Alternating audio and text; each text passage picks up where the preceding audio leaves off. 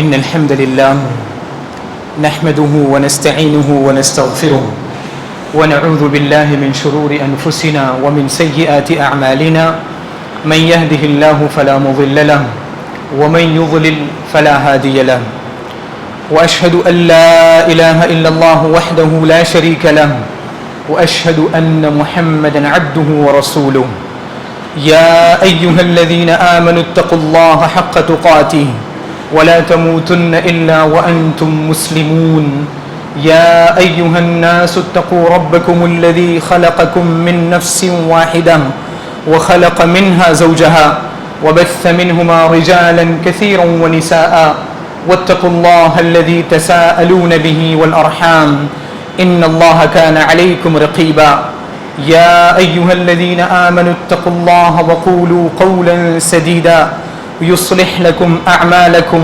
ويغفر لكم ذنوبكم ومن يطع الله ورسوله فقد فاز فوزا عظيما أما بعد فإن خير الحديث كتاب الله وخير الهدي هدي محمد صلى الله عليه وسلم وشر الأمور محدثاتها وكل محدثة بدعة وكل بدعة ضلالة وكل ضلالة في النار.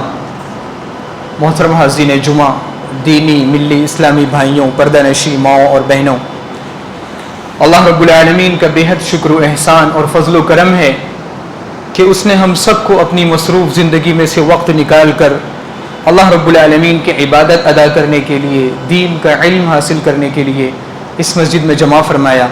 اللہ رب العالمین سے دعا ہے کہ ہمارا اس مسجد میں حاضر ہونا، عبادت ادا کرنے کے لیے اپنا وقت لگانا، رب العالمین اسے ہم سب کی مغفرت کا ذریعہ بنائے اور ہم سب کو علم حاصل کرنے کی اور اس کے مطابق عمل کرنے کی توفیق عطا فرمائے. محترم حاضرین، اللہ رب العالمین کے شکر و احسان کے بعد میں اس مسجد کے ذمہ داران کا شکر ادا کرنا چاہتا ہوں جنہوں نے مجھے اس خوبصورت، حسین اور علم و ہنر کی سرزمین میں آپ کے سامنے کچھ بولنے کا موقع دیا. اللہ رب العالمین سے دعا ہے کہ اللہ رب العالمین ہم سب کو مل جل کر دین کی خدمت کرنے کی توفیق عطا فرمائے. یہ وہ سرزمین ہے جس کے فرزندوں نے نہ صرف علاقائی پیمانے پر بلکہ اس ملک سے باہر بھی دین اور قوم و ملت کی خدمت میں اپنا حصہ دیا ہے. اللہ رب العالمین سے دعا ہے کہ اللہ رب العالمین اس علاقے کو ہر طرح سے یوں ہی سرسبز و شاداب اور آباد رکھے اور اس علاقے کے لوگوں کی حفاظت فرمائے. محترم حاضرین جمعہ، اللہ رب العالمین نے اس دنیا کے تمام انسانوں اور جناتوں کو ایک خاص مقصد کے لیے پیدا فرمایا ہے، اور اس مقصد کو جو پورے انسانوں اور جناتوں کی پیدائش کا سب سے اعلیٰ مقصد ہے، اللہ رب العالمین نے بڑے واضح اور خوبصورت لفظوں میں بیان فرماتے ہوئے ارشاد فرمایا وَمَا خَلَقْتُ الْجِنَّ وَالْإِنسَ إِلَّا لِيَعْبُدُونَ، کہ تمام جنوں کو اور تمام انسانوں کو میں نے صرف اور صرف اپنی عبادت کے لیے پیدا کیا ہے. اس دنیا میں جب سے یہ دنیا ایجاد ہوئی ہے قیامت تک کے لیے تمام انسانوں اور جناتوں کی بنیادی مقصد ان کی تخلیق کا عبادت ہے. سوال یہ ہے کہ یہ جو عبادت اللہ رب العالمین نے اصل مقصد بیان فرمایا ہے، اس عبادت تک ایک انسان کیسے پہنچے، کیسے اس عبادت کی لذت کو حاصل کرے؟ تو اللہ رب العالمین نے بڑے واضح لفظوں میں اس عبادت کا جب مقصد بیان فرمایا ہے تو اللہ رب العالمین نے ایک اہم چیز بیان فرمائی ہے، اور وہ چیز ہے علم. جب ایک انسان علم حاصل کرتا ہے تو اسے اللہ رب العالمین کی عبادتوں کی لذت حاصل ہوتی ہے، اسے اللہ رب العالمین کی عبادتوں میں خشوع حاصل ہوتی ہے، اسے اللہ رب العالمین کی عظمت کا احساس ہوتا ہے، اسے خالق اور مخلوق کے درمیان فرق کا احساس ہوتا ہے کہ وہ اللہ جس کی ہمیں عبادت کرنی ہے وہ کتنا عظیم ہے، کتنا رحیم و کریم ہے، اس کی کتنی اعلیٰ صفتیں ہیں، اور وہ مخلوق جسے اللہ کی عبادت کرنے کا حکم دیا گیا ہے وہ مخلوق کتنی بے حیثیت ہے. تو خالق اور مخلوق کے درمیان فرق کا احساس ایک انسان کو اسی وقت ہوتا ہے جب ایک انسان اللہ رب العالمین کے دین کا علم حاصل کرتا ہے. اسی وجہ سے آپ دیکھیں گے کہ اللہ رب العالمین نے ہمارے دین کی جو ابتدا کی ہے جو 5 آیتیں سب سے پہلے نازل فرمائی ہیں ہمارے نبی جناب محمد الرسول اللہ صلی اللہ علیہ وسلم پر، جن میں اللہ رب العالمین نے ہمیں پڑھنے کا حکم دیا ہے۔ اقرا، یہ ہمارے دین کی بنیاد ہے، ہمارے اسلام کی بنیاد لفظ اقرا سے شروع ہوتی ہے، پڑھو۔ سوال یہ ہے کہ ایک مسلمان کیا پڑھے؟ تو اللہ رب العالمین نے 1400 سال پہلے ہم تمام مسلمانوں کو یہ بتلایا ہے کہ ہمیں پڑھنا کیا ہے اور ہمارا سلیبس کیا ہونا چاہیے۔ بڑے واضح لفظوں میں اللہ رب العالمین نے اس چیز کو واضح کیا ہے، بیان فرمایا ہے۔ آپ ان 5 آیتوں میں غور کریں، اللہ رب العالمین ارشاد فرماتے ہیں اقرا، پڑھو، بسم ربک الذی خلق، اس رب کے نام سے جس نے تمہیں پیدا کیا ہے۔ اقرا بسم ربک الذی خلق، خلق الانسان من علق، جس نے انسان کو جمے ہوئے خون کے لوتھڑے سے پیدا کیا۔ خلق الانسان من علق، اقرا، پڑھو، وربک الاکرم، اور تمہارا رب انتہائی قابل عزت اور قابل احترام ہے۔ اقرا وربک الاکرم الذی علم بالقلم، جس نے قلم کے ذریعے انسان کو علم سکھایا۔ علم الانسان ما لم يعلم، اور انسان کو وہ تمام چیزیں سکھائی جو انسان نہیں جانتا تھا۔ آپ ان 5 آیتوں میں غور کریں، اللہ رب العالمین نے سب سے پہلے ہمیں پڑھنے کا حکم دیا ہے، لیکن وہ تعلیم کون سی ہے جسے ہمیں پڑھنا ہے؟ اللہ رب العالمین نے بنیادی میں اس چیز کو واضح کیا ہے کہ آپ جو بھی تعلیم حاصل کریں، اگر اس تعلیم میں رب کا نام شامل نہیں ہے تو وہ تعلیم انسانی زندگی پر اثر انداز نہیں ہو سکتی۔ اسی لیے اللہ رب العالمین نے اقرأ بسم ربک الذی خلق، اور پھر اللہ رب العالمین نے جب اپنا تعارف کروایا ہے کہ پڑھو اس رب کے نام سے جس نے تمہیں پیدا کیا ہے، تو اللہ رب العالمین نے اپنا خود تعارف کروایا کہ الذی خلق الانسان من علق، کہ اللہ رب العالمین کی ذات وہ بابرکت ذات ہے جس نے انسان کو جمے ہوئے خون کے لوتھڑے سے پیدا کیا۔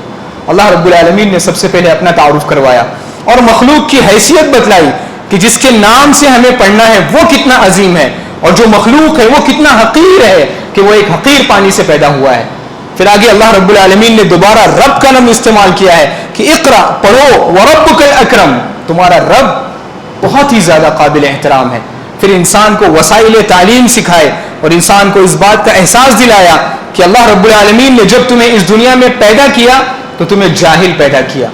واللہ اخرجکم من بطون امہاتکم لا تعلمون شیئا، اللہ رب العالمین نے جب تمہیں تمہاری ماؤں کے پیٹوں سے پیدا کیا تو تم جاہل تھے۔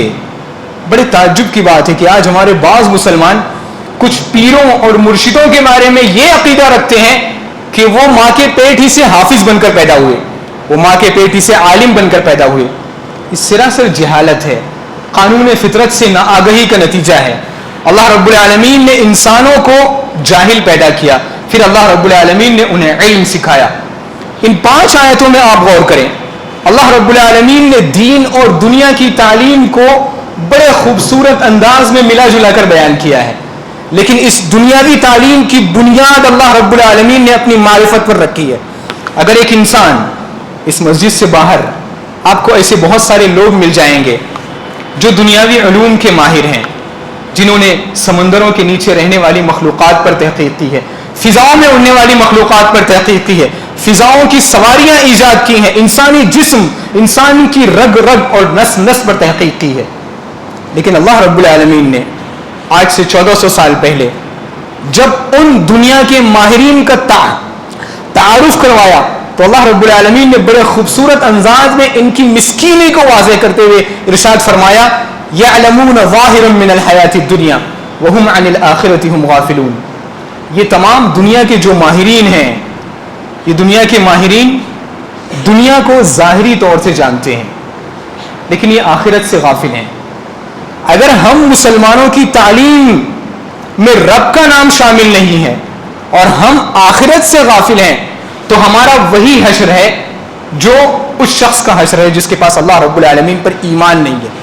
اللہ رب العالمین نے جو تعلیم ہمیں حاصل کرنے کا حکم دیا ہے وہ تعلیم حقیقت میں دین کی تعلیم ہے، جس تعلیم میں اللہ رب العالمین کی عظمت، اللہ رب العالمین کی اہمیت کا شعور دلایا جاتا ہے۔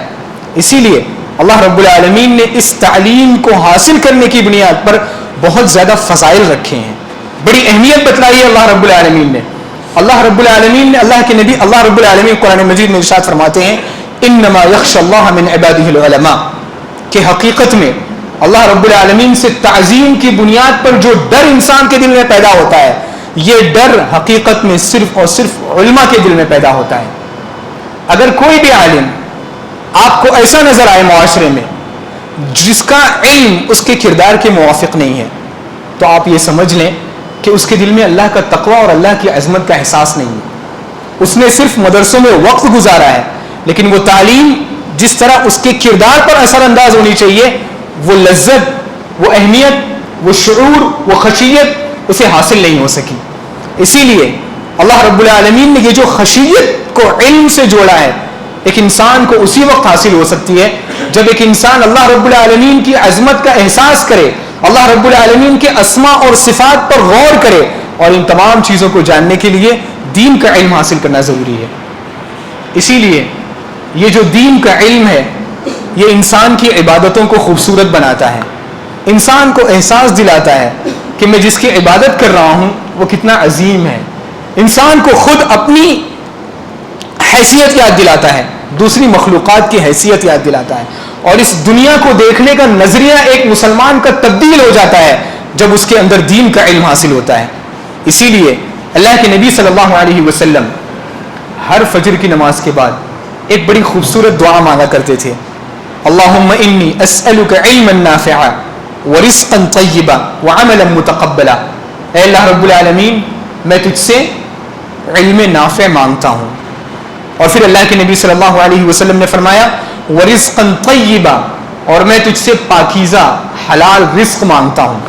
اور پھر تیسرے نمبر پر اللہ کے نبی صلی اللہ علیہ وسلم نے ارشاد فرمایا وعملا متقبلا، اور اللہ رب العالمین وہ عمل مانگتا ہوں جو تیری بارگاہ میں قبول ہو جائے، اس لیے کہ اللہ رب العالمین ہر ایک سے کوئی عمل قبول نہیں کرتے، عمل کرنے والے بے شمار ہیں، لیکن اللہ رب العالمین جس شخص سے عبادتیں، عمل، اطاعت، فرما برداری قبول کرتے ہیں، اللہ رب العالمین نے بڑی واضح اور بڑی مختصر سی شرط لگائی ہے، انما یتقبل اللہ من المتقین، اللہ رب العالمین متقیوں سے عبادتیں قبول کرتا ہے۔ اسی لیے بعض سلف کہتے ہیں کہ اگر مجھے پتا چل جائے کہ میرا ایک سجدہ بھی اللہ رب العالمین کی بارگاہ میں قبول ہو گیا ہے تو میں ابھی مرنے کے لیے تیار ہوں۔ کیوں؟ کیونکہ اللہ رب العالمین اہل تقوی سے عبادتیں قبول کرتا ہے۔ یہ جو تین چیزیں، تین دعائیں اللہ کے نبی صلی اللہ علیہ وسلم نے مانگی ہیں، آپ ان تین دعاؤں کی ترتیب پر غور کریں۔ اللہ کے نبی صلی اللہ علیہ وسلم نے سب سے پہلے علم مانگا، علم وہ جو نفع پہنچائے، کیونکہ بہت سارے علم ایسے ہیں انسان سیکھ لے تو ان کی دنیا بھی تباہ ہو جاتی ہے، آخرت بھی تباہ ہو جاتی ہے۔ تو اللہ کے نبی صلی اللہ علیہ وسلم نے سب سے پہلے علم نافع کا سوال کیا، اللہ وہ علم سکھا جو مجھے دنیا اور آخرت دونوں جگہ فائدہ دے۔ پھر اس کے بعد اللہ کے نبی صلی اللہ علیہ وسلم نے رزق مانگا، پاکیزہ رزق۔ جب تک ایک انسان علم حاصل نہیں کرے گا اس کی روزی حلال نہیں ہوگی، اسے پتہ ہی نہیں ہوگا کہ مجھے کیا کمانا ہے، کس چیز سے بچنا ہے، کون سی چیز حلال ہے، کون سی چیز حرام ہے۔ سود حرام ہے تو کیوں حرام ہے، کسی کو دھوکہ دینا اگر حرام ہے تو کیوں حرام ہے، یہ تمام چیزیں علم کی بنیاد پر حاصل ہوگی۔ اور جب ایک انسان کی روزی حلال ہوگی تو اس کا عمل اللہ رب العالمین کی بارگاہ میں قبول ہوگا، وعملا متقبلا۔ اور یہ تینوں چیزیں، عمل اور رزق، تینوں دونوں چیزیں علم سے جڑی ہوئی ہیں۔ اسی لیے اللہ کے نبی صلی اللہ علیہ وسلم ہر صبح فجر کی نماز کے بعد اس اہم دعا کو مانگا کرتے تھے۔ آپ اس وقت مسلمانوں کے رویے پر غور کریں، ہم نے دین اور دنیا کی تعلیم میں ایک عجیب سا فرق کر رکھا ہے۔ آج ہمارے مسلم معاشرے پر آپ غور کریں، کچھ لوگ آپ کو مدرسے میں تعلیم حاصل کرنے والے مل جائیں گے جو دین کا علم حاصل کرتے ہیں لیکن دنیا کے ہنر اور دنیا کی باریکیوں سے ناواقف ہوتے ہیں۔ ایسے لوگ جب میدان عمل میں آتے ہیں، دنیا والوں کا سامنا کرتے ہیں تو اپنے آپ کو ایک الگ محسوس کرتے ہیں۔ اس کے مقابلے میں دنیا کا علم حاصل کرنے والے لوگ ہیں، جنہوں نے دنیا کا علم حاصل کیا ہے، وہ دنیا کے ہنر کے ماہر ہیں، لیکن انہیں دین کی بنیادی باتیں نہیں پتہ۔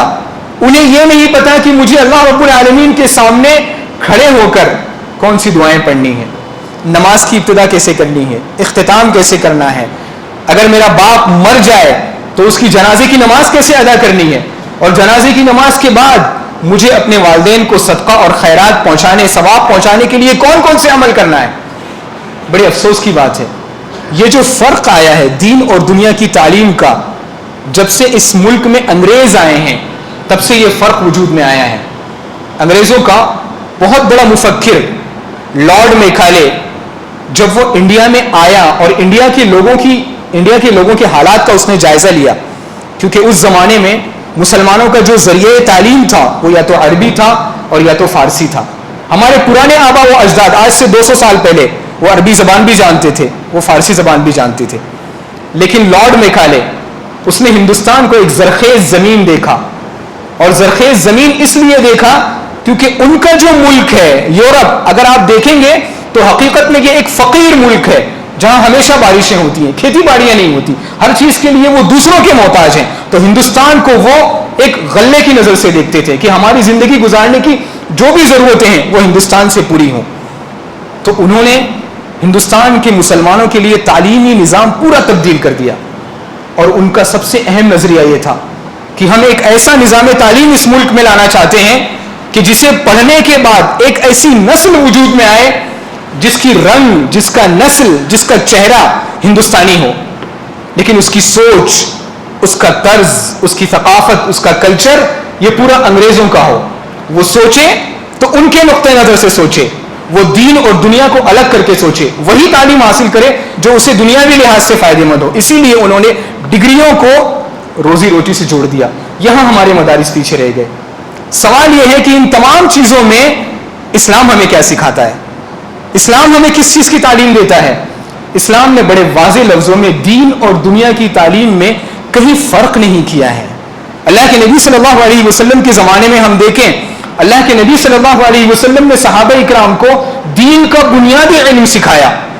اسی لیے بڑے مشہور صحابی ہیں حضرت براء ابن عازب رضی اللہ تعالیٰ عنہ، فرماتے ہیں کہ اللہ کے نبی صلی اللہ علیہ وسلم نے ہمیں قرآن سکھانے سے پہلے ایمان سکھلایا۔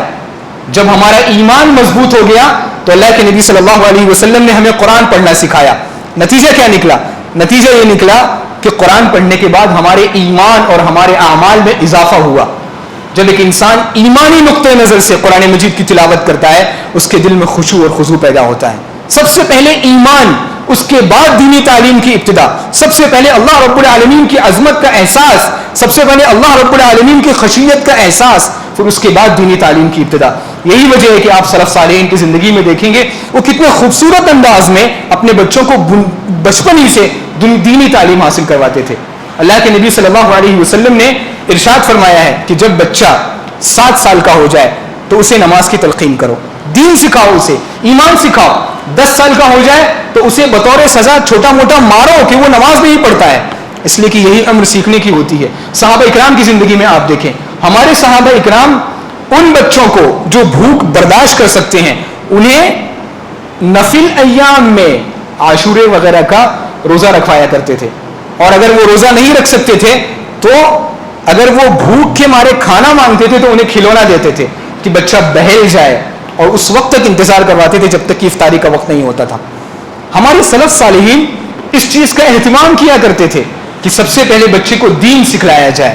اسی لیے ابن القیم رحمہ اللہ بڑے خوبصورت لفظوں میں اس بات کی طرف اشارہ کرتے ہوئے فرماتے ہیں کہ اگر بچے کو بنیاد ہی سے، بچپن ہی سے یہ بتلایا جائے کہ جس رب نے تمہیں پیدا کیا ہے وہ تمہیں دیکھ رہا ہے، تمہیں سن سکتا ہے، ہر لمحہ تمہارے حالات سے باخبر ہے، تو بچے کے دل میں بچپن ہی سے اللہ رب العالمین کی عظمت پیدا ہوگی۔ اور اس زمانے کے ایک بہت بڑے مفکر نے کہا ہے کہ اگر ہم اپنے بچوں کو یہ تعلیم دیں کہ بیٹا ہر جگہ کیمرے لگے ہوئے ہیں، احتیاط سے رہنا، اس کے بدلے میں اگر ہم یہ تعلیم دیں کہ اللہ رب العالمین ہر جگہ دیکھ رہا ہے، سن رہا ہے، تو ہمارے بچوں میں بچپن ہی سے اللہ رب العالمین کی عظمت اور خشیت کا احساس پیدا ہوگا۔ تو آپ دیکھیں اللہ کے نبی صلی اللہ علیہ وسلم نے دین کا بنیادی علم حاصل کرنے کے بعد خود صحابہ اکرام کو دنیا کا علم حاصل کرنے کی، دنیا کا علم حاصل کرنے کی طرف توجہ کرنے کی رہنمائی کی۔ اللہ کے نبی صلی اللہ علیہ وسلم کے مشہور صحابی ہیں زید بن ثابت رضی اللہ تعالیٰ عنہ۔ اللہ کے نبی صلی اللہ علیہ وسلم نے انہیں دوسری زبانیں، یہود کی زبان سیکھنے کا حکم دیا، کیونکہ اس زمانے میں یہودیوں کی زبان عبرانی زبان تھی. اللہ کے نبی صلی اللہ علیہ وسلم نے انہیں حکم دیا کہ تم یہ زبان سیکھو تاکہ میرے پاس جو خط و کتابیں آتی ہیں، خط اور کتابت جو مقالے یا تحریریں جو رسائل آتے ہیں، تم ان کا ترجمہ کر سکو اور ان کا جواب دے سکو. اللہ کے نبی صلی اللہ علیہ وسلم نے ہمیں مسلمانوں کو تیر اندازی سیکھنے کا حکم دیا، تیراکی سیکھنے کا حکم دیا، گھوڑ سواری سیکھنے کا حکم دیا. آج کے زمانے کے لحاظ سے آپ کہا جائے تو مسلمانوں کو ڈرائیونگ سیکھنے کا حکم دیا. بہت ساری چیزیں اللہ کے نبی صلی اللہ علیہ وسلم نے مسلمانوں کو سیکھنے کا حکم دیا. یہاں ہم مسلمانوں کے لیے کیا سبق ہے؟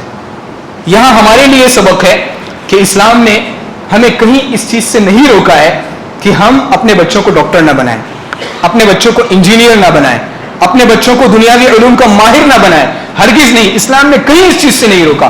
اللہ کے نبی صلی اللہ علیہ وسلم نے تو صحابہ اکرام میں جو دنیا کے ماہرین تھے ان کی مختلف موقعوں سے حوصلہ افزائی فرمائی.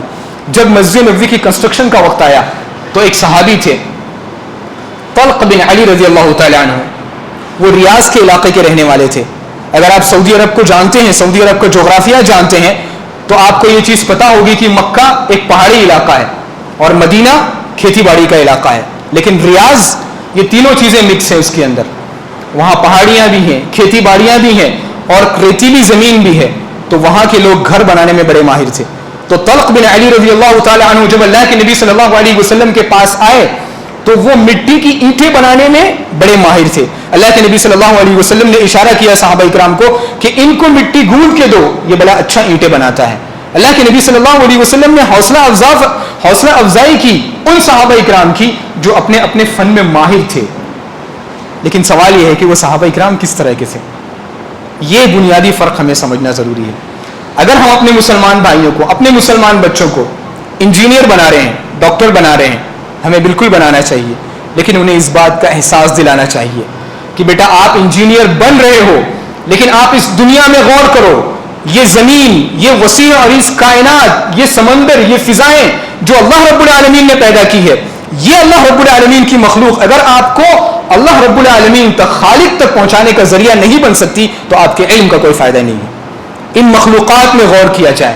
یہ مخلوق اگر آپ کے دل میں اللہ رب العالمین کی عظمت، اللہ رب العالمین کی اہمیت، اس کی عبادت کا شعور پیدا نہیں کر سکتی تو آپ کے علم کا کوئی فائدہ نہیں. اگر ایک بچہ ڈاکٹر بن جائے، وہ انسانی جسم کا ماہر بن جائے، انسان کی نسوں کا ماہر بن جائے، لیکن وہ اپنے جسم میں اللہ رب العالمین کی آیتوں کو، اللہ رب العالمین کی نشانیوں کو محسوس نہ کر سکے تو وہ اس نے صرف دنیاوی علم حاصل کیا ہے. حقیقت تو یہ ہے کہ ایک انسان جب انسانی جسم پر غور کرے، یہ آنکھوں سے جڑی ہوئی نسیں اور پھر ان تمام چیزوں کا دل سے تعلق اور کس طرح دل پورے دنیا کو، پورے انسانی جسم کو کنٹرول کرتا ہے، اگر ایک انسان اس چیز میں اپنے رب کی عظمت کو نہ پہچان سکے اور اپنے رب کی عظمت اپنے مریضوں کے سامنے بیان نہ کر سکے تو حقیقت میں ایک مسلمان کو، ایک دین کو ایسے ڈاکٹر کی ضرورت نہیں. دین کو ایسے ڈاکٹر کی ضرورت ہے جو دینی نقطۂ نظر سے دنیا کو سمجھے، دنیا کی حقیقت کو سمجھے. اگر ہم بڑی بڑی شاندار عمارتیں بنا لیں لیکن ہم اس کائنات میں غور نہ کریں کہ وہ اللہ رب العالمین جس نے اتنی خوبصورت انجینئرنگ کر کے اس پوری دنیا کو بنایا ہے اور اللہ رب العالمین کی عظمت کا احساس نہ ہو تو پھر وہ ایک دنیاوی انجینئر ہے. تو اللہ کے نبی صلی اللہ علیہ وسلم نے اور اللہ رب العالمین نے کہیں بھی دین اور دنیا کو الگ کر کے نہیں دیکھا ہے. ایک چھوٹی سی مثال آپ کے سامنے ہے. جس مسجد میں آپ بیٹھے ہوئے ہیں اللہ کی عبادت کرنے کے لیے بیٹھے ہوئے ہیں، اللہ کا ایک فریضہ ادا کرنے کے لیے بیٹھے ہوئے ہیں، جمعہ جو ایک مسلمانوں کا شعار ہے اسے ادا کرنے کے لیے بیٹھے ہوئے ہیں. لیکن اس مسجد کو بنانے کے لیے دینی علم نہیں، دنیا کے علم کی ضرورت ہے. اگر کوئی شخص بڑے سے بڑا عالم بن جائے، فضیلت الشیخ بن جائے، وہ اس مسجد کو قائم نہیں کر سکتا. اس مسجد کو بنانے کے لیے، اس کی تعمیر و ترقی کے لیے ایک دنیاوی ماہرین کی ضرورت ہے. چھتیں بنانا، لائٹیں لگانا وغیرہ وغیرہ، یہ تمام چیزیں. اللہ رب العالمین سے دعا ہے کہ اللہ رب العالمین ہمیں دین اور دنیا، علم اور تعلیم دونوں کی حقیقت کو سمجھنے کی توفیق عطا فرمائے اور ہم دنیا میں جو بھی تعلیم حاصل کریں اس پر اپنے دین، اپنے ایمان، اپنی شریعت کو مقدم رکھنے کی توفیق عطا فرمائے.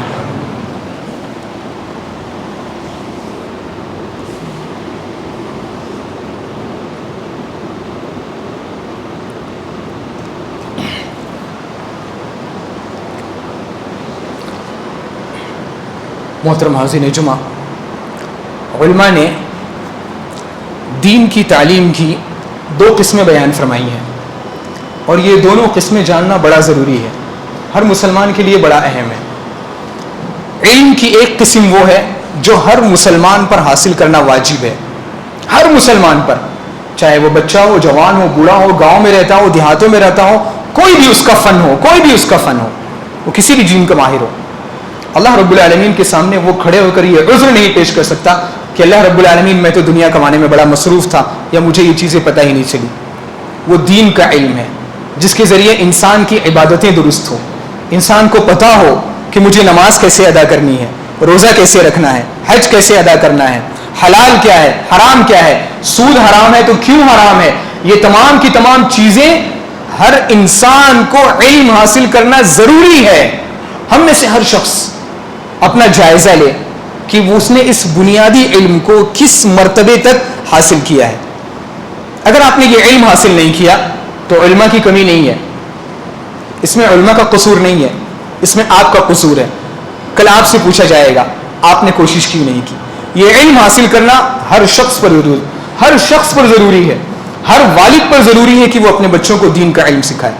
علم کی دوسری قسم وہ ہے جسے حاصل کرنا ہر مسلمان کے لیے ضروری نہیں ہے، وہ دین کا گہرا علم ہے، تفسیر کا علم، حدیث کا علم، فقہ کا علم، مسئلے مسائل بیان کرنے کا علم۔ یہ علم ہر شخص پر حاصل کرنا ضروری نہیں ہے، لیکن معاشرے کی یہ ذمہ داری ہے، اس پر توجہ فرمائیں۔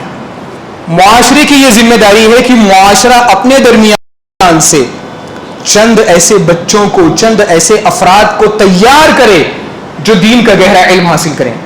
اللہ رب العالمین نے ارشاد فرمایا فَلَوْلَا نَفَرَ مِنْ كُلِّ فِرْقَةٍ مِّنْهُمْ طَائِفَةٌ لِيَتَفَقَّهُوا فِي الدِّينِ وَلِيُنذِرُوا قَوْمَهُمْ إِذَا رَجَعُوا إِلَيْهِمْ لَعَلَّهُمْ يَحْذَرُونَ کہ تم میں سے کوئی جماعت ایسی کیوں نہیں ایجاد ہوتی جو اللہ رب العالمین کا دین کا علم حاصل کرے اور پلٹ کر واپس اپنے علاقے میں جائے تاکہ لوگوں کو اللہ رب العالمین سے ڈرائے۔ ہر بستی، ہر علاقے کے لوگوں کی ذمہ داری ہے کہ وہ اپنے درمیان سے چند ایسے بچوں کو تیار کریں جو دین کا علم حاصل کریں۔ اسے عربی زبان میں اور شریعت کی اصطلاح میں کہتے ہیں فرض کفایہ۔ فرض کفایہ کا مطلب یہ ہوتا ہے کہ اگر چند لوگوں نے وہ کام کر دیا تو تمام لوگوں کی جانب سے وہ فرض، وہ واجب ادا ہو گیا، لیکن اگر چند لوگوں نے بھی وہ کام نہیں کیا تو پوری بستی، پورا علاقہ گنہگار ہوگا۔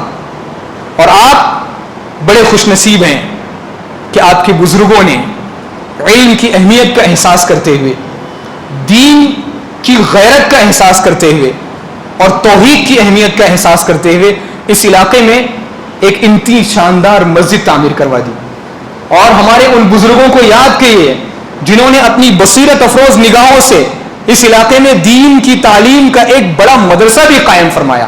اللہ رب العالمین سے دعا ہے کہ اللہ رب العالمین ان تمام بزرگوں کو جنہوں نے ہر طریقے سے دین کی خدمت کی، اس علاقے کے تمام بزرگوں کو انہیں کروٹ کروٹ جنت نصیب فرمائے، چاہے ہمیں ان کے نام یاد ہوں یا ہمیں ان کے نام یاد نہ ہوں۔ ایسے کئی لوگ ہوں گے جنہوں نے اس علاقے میں دین کی خدمت کی لیکن ہمیں ان کے نام نہیں یاد ہیں۔ یہ اہمیت نہیں رکھتی کہ ہمیں ان کے نام پتہ ہو یا نہ پتہ ہو۔ جو اینٹیں ہوتی ہیں ان پر کسی بھی گھر کی بنیاد کھڑی ہوتی ہے اور یہ اینٹیں نظر نہیں آتی، لوگ صرف دیواروں کو دیکھتے ہیں، لیکن اصل قربانی، اصل درد، غم، الم، تکلیفیں وہ اینٹیں برداشت کرتی ہیں جو لوگوں کو نظر نہیں آتی۔ ہمارے وہ بزرگ جو اس دنیا سے چلے گئے، جنہوں نے دین کی خدمت کی، ہم سب کو انہیں اپنی دعاؤں میں یاد رکھنا چاہیے۔ یہ بھی علم کا ایک تقاضا ہے۔ اللہ رب العالمین سے دعا ہے کہ اللہ رب العالمین ہمیں اس کی توفیق عطا فرمائے۔ سوال یہ ہے کہ اگر کسی علاقے میں دین آ جائے، علماء آ جائیں، تو اس علاقے کے لوگوں کا کیا فرض بنتا ہے؟ میں آپ کو 2 مثالیں دے کر اپنی بات ختم کرنا چاہتا ہوں، اور بڑی معذرت کرتا ہوں اگر 2-4 منٹ زیادہ ہو جائے تو۔ اللہ کے نبی صلی اللہ علیہ وسلم نے اپنے زمانے میں ایک مدرسہ قائم کیا غریبوں کے لیے، جس کو صفہ کا مدرسہ کہتے ہیں۔ ایک چبوترا بنایا مسجد نبوی کے باہر، جس میں غریب طلبہ، غریب صحابہ اکرام آ کر پناہ لیتے تھے، علم حاصل کیا کرتے تھے۔ جو معاشرے کے لوگ تھے، مدینہ والے جو تھے، آج تک بھی کھیتی باڑی والے لوگ ہیں۔ اگر آپ مدینہ میں جائیں تو آپ کو ہر طرف کھجور کے باغات نظر آئیں گے۔ تو مدینہ والے کھیتی باڑی لوگ تھے، کھیتی باڑی کے لوگ تھے، وہاں کی لوگوں کی اصل غذا کھجور تھی۔ مدینے والے کسان کیا کیا کرتے تھے کہ اپنے اپنے گھروں سے جو کھجوریں آتی تھی وہ کھجوریں لا کر مسجد نبوی میں لٹکا دیا کرتے تھے تاکہ ان غریب طلبہ کے کھانے پینے کا انتظام ہو جائے۔ ایک معاشرہ جب کسی علاقے میں دین آتا ہے، کوئی مدرسہ بنتا ہے، کوئی مسجد بنتی ہے، تو صرف اس قائم کرنے والے کی یہ ذمہ داری نہیں ہوتی کہ وہ زندگی پر اسے سنبھالے، معاشرے کی بھی ذمہ داری ہوتی ہے کہ وہ اس چیز کی خدمت میں اپنا کیا حصہ ڈالے۔ اللہ کے نبی صلی اللہ علیہ وسلم کے زمانے میں آپ دیکھیں، جب مسجد بن رہی تھی یا مسجد کی صفائی اور ستھرائی میں یا دین کی خدمت میں بوڑھے صحابہ اکرام، جوان صحابہ اکرام، لڑکوں نے، خواتین نے، بوڑھی خواتین نے، جوان خواتین نے، ہر ایک نے اپنا حصہ ڈالا، تب یہ دین آگے بڑھا۔ اللہ رب العالمین کے لیے، ہم مسلمانوں کے لیے یہ بڑے شرف کی بات ہے کہ ہمارا کوئی عمل اللہ رب العالمین کی بارگاہ میں دین کی خدمت کے لحاظ سے قبول ہو جائے۔ اسی لیے ایک دوسری مثال میں آپ کو دیتا ہوں۔ اللہ کے نبی صلی اللہ علیہ وسلم کے مدینہ آنے سے پہلے، جب اللہ کے نبی صلی اللہ علیہ وسلم مکہ میں تھے، مدینہ کے لوگ اللہ کے نبی صلی اللہ علیہ وسلم کے پاس مدینہ مکہ جا کر مدینہ کے چند لوگوں نے حج کے موقع پہ اللہ کے نبی صلی اللہ علیہ وسلم سے ملاقات کی، اور اللہ کے نبی صلی اللہ علیہ وسلم کی گفتگو سننے کے بعد فوراً اسلام قبول کر لیا۔ ان میں جو سب سے چھوٹے صحابی تھے، ان کا نام تھا اسعد ابن زرارہ۔ اسعد ابن زرارہ، یہ نام یاد رکھیے، بڑا تاریخی نام ہے۔ اگر آپ مدینہ میں داخل ہوں گے مسجد قباء کی طرف سے جنوبی سمت سے، تو آپ کو اس علاقے میں ایک مدرسہ ملے گا، اسعد ابن زرارہ رضی اللہ تعالیٰ عنہ۔ یہ پہلا علاقہ تھا قباء کا علاقہ جہاں اللہ کے نبی صلی اللہ علیہ وسلم آئے، جہاں سے صحابہ اکرام آئے، اور وہاں ان کے نام کا ایک مدرسہ بنایا گیا ہے۔ اور اگر آپ نیٹ پہ سرچ کریں گے تو آپ کو ان کے نام کے کئی مدارس پوری دنیا میں ملیں گے۔ اسعد ابن زرارہ رضی اللہ تعالیٰ عنہ، بڑی جوانی میں ان کا انتقال ہوا، لیکن ان کا جو کردار تھا، وہ کردار کسی بھی سوسائٹی میں رہنے والے عام مسلمان کے لیے بڑا اہم ہے۔ اللہ کے نبی صلی اللہ علیہ وسلم نے حضرت مصعب بن عمر رضی اللہ تعالیٰ عنہ کو خود مدینہ آنے سے پہلے مدینہ والوں کو تعلیم حاصل کرنے کے لیے، مدینہ والوں میں علم کو پھیلانے کے لیے مصعب بن عمر رضی اللہ تعالیٰ عنہ کو بھیجا۔ مصعب بن عمر رضی اللہ تعالیٰ عنہ مدینہ آئے۔ مدینہ آنے کے بعد انہوں نے لوگوں کو دعوت و تبلیغ کرنا شروع کی، لیکن وہ مکہ کے رہنے والے تھے، اور مکہ مدینہ سے تقریباً 500 کلومیٹر دور ہے، اور دونوں کی سرزمین میں فرق ہے۔ وہ مکہ کے رہنے والے تھے، انہیں مدینہ کے بارے میں کچھ معلوم نہیں تھا، مدینہ کی گلیاں کہاں ہیں، مدینہ میں کون سے خاندان آباد ہیں۔ ان کو ہر جگہ گائیڈ کرنے والے، ہر جگہ لے کر جانے والے یہی اسعد ابن زرارہ رضی اللہ تعالیٰ عنہ تھے۔ انہی کے یہاں اللہ کے نبی صلی اللہ علیہ وسلم نے مصعب ابن عمر رضی اللہ تعالیٰ عنہ کو مہمان بنا کر بھیجا تھا، وہ ان کے گھر میں قیام کرتے تھے، اور اسعد ابن زرارہ رضی اللہ تعالیٰ عنہ انہیں ہر جگہ لے کر جایا کرتے تھے کہ آج اس علاقے میں جائیں گے دعوت و تبلیغ کے لیے، آج اس علاقے میں جائیں گے دعوت و تبلیغ کے لیے۔ مدینہ کا ایک علاقہ ہے جس کو حی بنی عبد الاشہل کہتے ہیں۔ اگر آپ مدینہ کا جغرافیہ جانتے ہیں تو بقیع کا قبرستان ہے، بقیع کے قبرستان کا جو پیچھے والا علاقہ ہے یہ پورا حی بنی عبد الاشہل ہے۔ یہاں کے جو بڑے بڑے سردار تھے، سعد بن عبادہ اور دوسرے سردار اسید بن حضیر وغیرہ، ان لوگوں نے ایک ہی دن میں پورے قبیلے نے اسلام قبول کیا۔ ایک ہی دن میں پورے قبیلوں نے، مصعب بن عمر رضی اللہ تعالیٰ عنہ نے محنت کی، لیکن ان کے پیچھے جو رہنمائی کا کام انجام دیا، وہ رہنمائی کا کام اسعد بن زرارہ رضی اللہ تعالیٰ عنہ کا تھا۔ یہاں ہمیں یہ سبق ملتا ہے، کسی بھی علاقے کے نوجوانوں کو، اگر آپ مصعب بن عمر نہیں بن سکتے تو آپ کم از کم اسعد بن زرارہ بن جائیں۔ اگر آپ داعی نہیں بن سکتے، داعی کا ساتھ دینے والا بن جائیں، داعی کی رہنمائی کرنے والا بن جائیں، داعی کی مدد کرنے والا بن جائیں۔ اسی لیے اللہ کے نبی اسی لیے ایک صحابی نے کہا، ایک تابعی کا بڑا مشہور قول ہے، کن عالما او متعلما، یا تو عالم بن جاؤ یا تو متعلم بن جاؤ، یعنی دین کی خدمت میں آپ کسی نہ کسی طرح حصہ ڈالو۔ یہ سب سے مشہور صحابی اسعد بن زرارہ رضی اللہ تعالیٰ عنہ، جو انصاری صحابہ میں سب سے پہلے بقیع قبرستان میں جن کو دفنایا گیا، جہاں سے قبرستان کی ابتدا ہوئی، یہ وہی اسعد بن زرارہ رضی اللہ تعالیٰ عنہ ہیں۔ ان کی 3 بیٹیاں تھیں، جب ان کا انتقال ہوا تو اللہ کے نبی صلی اللہ علیہ وسلم نے ان کی 3 بچیوں کی پرورش کی۔ تصور کریں آپ، جب سے اسلام شروع ہوا، اللہ کے نبی صلی اللہ علیہ وسلم کے مدینہ آنے سے پہلے مدینہ کے کئی گھر اسلام قبول کر چکے تھے۔ اصل محنت کس کی تھی؟ مصعب بن عمر رضی اللہ تعالیٰ عنہ کی۔ رہنمائی کس نے کی؟ یہی اسعد بن زرارہ رضی اللہ تعالیٰ عنہ کی۔ اور اللہ کے نبی صلی اللہ علیہ وسلم نے ارشاد فرمایا ہے، من دعا الی ہدی كان له من الأجر مثل أجور من تبعه لا ينقص ذلك من أجورهم شيئا. کہ جس نے ہدایت کی دعوت دی تو اسے اتنا ہی اجر اور ثواب ملے گا جتنا اس ہدایت پر عمل کرنے والے کو ملے گا. تصور کریں اسعد بن زرارہ رضی اللہ تعالیٰ عنہ آج سے صدیوں پہلے انتقال کر چکے ہیں, لیکن انہیں کتنا ثواب مل رہا ہوگا. یہ اہم نہیں ہے کہ انسان کس علاقے میں کس وقت اس کا انتقال ہو رہا ہے, اصل یہ ہے کہ ایمان کی حالت میں انتقال ہو. دراصل یہ جو صحابہ اکرام تھے یہ بڑے ذہین افراد تھے, اور ہر وہ شخص ذہین ہوتا ہے جو اپنے مرنے سے پہلے دنیا ہی میں اپنے لیے صدقہ جاریہ کا انتظام کر جائے. وہ شخص حقیقت میں بڑا ذہین ہوتا ہے. خود اللہ کے نبی صلی اللہ علیہ وسلم نے ایسے شخص کو ذہین کہا ہے کہ ذہین وہ ہے جو اپنے مرنے کے بعد آنے والی زندگی کے لیے اس دنیا میں عمل کر لے, اور بیوقوف وہ ہے جو صرف دنیا کے لیے عمل کرے, اپنے آپ کو ٹالتا جائے کہ آج نہیں کل عمل کروں گا, کل نہیں پرسوں عمل کروں گا. ایک وقت آتا ہے کہ مر جاتا ہے اور کچھ بھی نہیں کر سکتا. تصور کریں ہمارے ان بزرگان دین کو, ان بزرگوں کو جنہوں نے اس مسجد کی بنیاد رکھی, اس مدرسے کی بنیاد رکھی.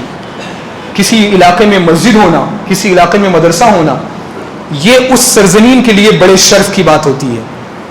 آپ کے لیے یہ شرف ہے کہ آپ اس دین کی, اس مدرسے کی, اس دعوت کی خدمت کیسے کر سکتے ہیں. اگر آپ اس دعوت کی خدمت کرنے والے بن جائیں تو یہ آپ کے لیے بہت بڑی سعادت کی بات ہے. اللہ رب العالمین سے دعا ہے کہ اللہ رب العالمین ہمیں دین کی گہرائی کو سمجھنے کی توفیق عطا فرمائے.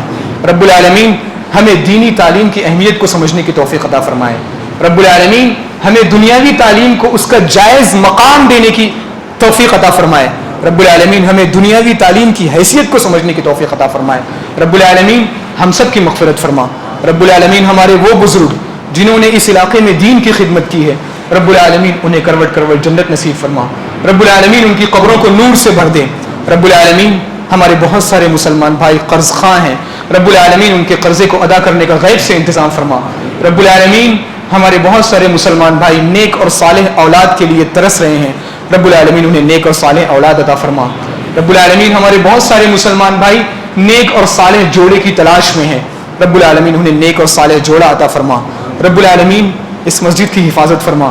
رب العالمین اس مسجد میں نماز ادا کرنے والوں کی مغفرت فرما. رب العالمین اس مسجد کی تعمیر و ترقی اور اس کی خدمت میں حصہ لینے والوں کی مغفرت فرما. رب العالمین اس مسجد کی تعمیر و ترقی اور اس کی خدمت میں حصہ لینے والوں کے لیے اس مسجد کو صدقہ جاریہ قبول فرما. رب العالمین ہم سب کو علم حاصل کرنے کی توفیق عطا فرما, اور ہم سب کو اور سب سے پہلے مجھے اس علم کے مطابق عمل کرنے کی توفیق عطا فرما. آمین. تقبل یا رب العالمین. عباد اللہ رحمکم اللہ, ان اللہ یأمر بالعدل والإحسان وإیتاء ذی القربى وینہى عن الفحشاء والمنکر والبغی یعظکم لعلکم تذکرون. واذکروا اللہ العظیم الجلیل یغفر لکم وادعوہ یستجب لکم ولذکر اللہ اعلی واولی واجل واتم واکبر.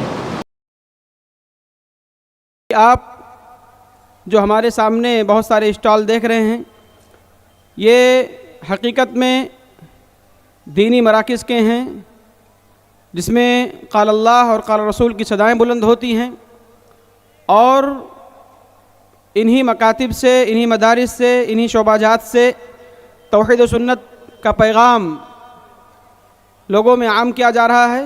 آپ ان کا بھرپور تعاون کریں, اور اسی طرح سے بہت سارے ہمارے احباب جو آن لائن دیکھ رہے ہیں, وہ آن لائن میں بھی QR کوڈ ڈال دیا گیا ہے, وہاں اپنا تعاون وہ پیش کریں, اور ضرور پیش کریں, اس لیے کہ اللہ رب العالمین آپ کے اجر کو ضائع کرنے والا نہیں ہے.